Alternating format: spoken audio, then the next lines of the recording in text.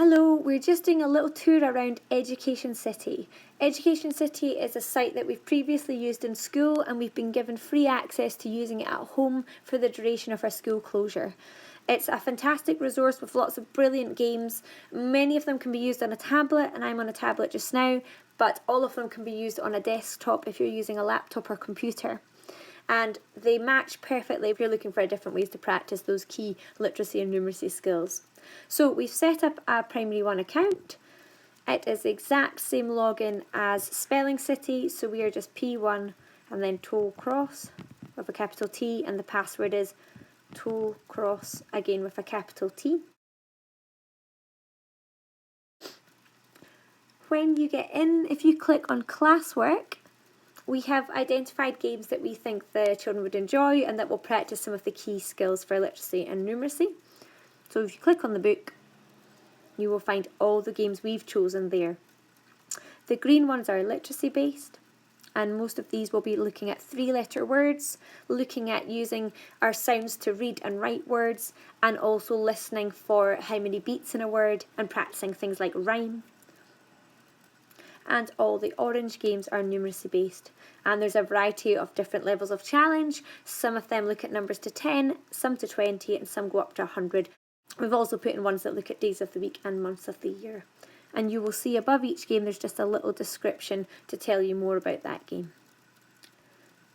If someone has already played the game, it just comes up with a little score underneath. I had fun on Bongo Beats earlier this morning, and you can see that has ticked off there, but it doesn't mean you can't play it. And because we have one login for the whole class, most of the games will then come up that people have played them. There's lots and lots of content on here, and you can really have a play around and choose whatever you would like to use. If you go to the side and see the little pencil and the ruler and you click on that, it takes you to all the content. So if I go into literacy, you can see at the side we choose our level. In Primary 1 we are at early level, and you will see there's 1 star, 2 stars and 3 stars beside that. That's just for the level of challenge.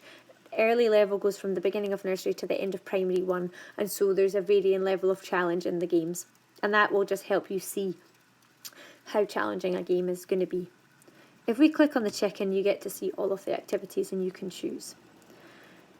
The jigsaw puzzle piece just takes you into all the games, but a really good resource for practicing different sounds is this AB phonics button.